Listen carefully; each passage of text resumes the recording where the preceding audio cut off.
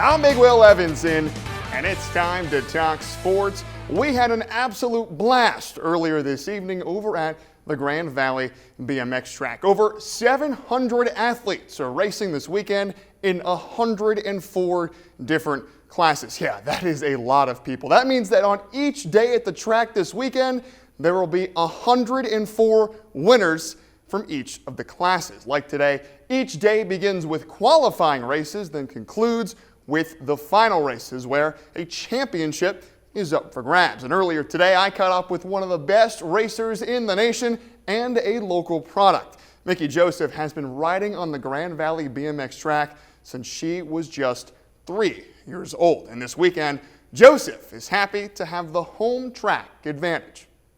Honestly, great to have so many people here just because we don't really get that many people here. Not a lot of people know about this track. So it's always great to have this many people come here and ride this track and for it to actually get used in the way that it should. And it's just great to have the home field advantage. I mean, I know how to ride the corners, take the gate, and just know how to go all the way to the end of the finish line. Folks, she knows. And have you ever wondered what it may look like to be a BMX racer at the Grand Mesa Nationals? Well, folks, check out this POV of a racer from earlier today. Thank you to our meteorologist, Barrett Vincent, for getting this for us. And just look at that bike fly around the corners. Check out the bumps, too. I mean, he's pedaling hard over the hump and over another. The track just does not stop, folks. Just over and around it goes. And full disclosure, I can't ride a bike myself. But honestly, after watching this, I think I'm really going to have to try and learn because this looks like an absolute blast. Folks, this is going on over and over again all weekend long at the Grand Valley BMX track. I mean, races just consistently just go and go and go, and they don't stop. It's so much fun, so much commotion. It's all happening just off of Highway 50 in Grand Junction. This is a super cool event, folks, that you do not want to miss.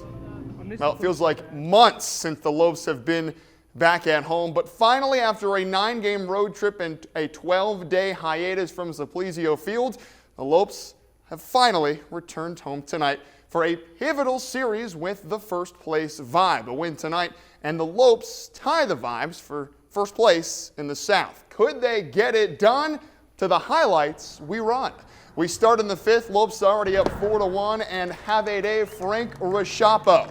Strikeout here gets out Stephen Wilmer, and Wilmer takes the walk of shame to the Vibes dugout. But that wasn't enough for Reshapo. How about back-to-back? This time it's Matt Hogan who goes down.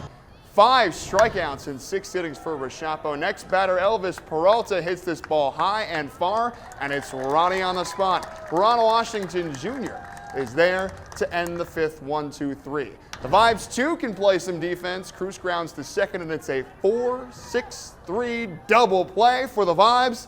That gets them to 2 outs in the 5th. Next batter is Washington Jr., and he does the flip of what he did in the top of the 5th with a high fly ball to right that is caught by Steve Barmakian. That would end the 5th with the score 4-1 Lopes. But could Grand Junction hold on? And well, not so far. Lopes down 11-4 in the top of the 9th, so they need a quick 3 outs before they'll look to score 7 runs in the final inning to make a comeback. Last night, the Lopes did trail 4-1 to the Vibes going into the 9th and scored 6 unanswered to get a huge come-from-behind victory. But here tonight, a bit of a reverse as the Lopes led 4-1 for most of this one, but that was before the Vibes bats came alive late in this one. Vibes scored 8 combined runs in just the 6th and 7th inning alone to break this one open. Join us at 10 p.m. on KREX5 to see how that one shapes out from Simplesio Field. That's all my time for sports. I'm Big Will Evanson. More news is coming your way next.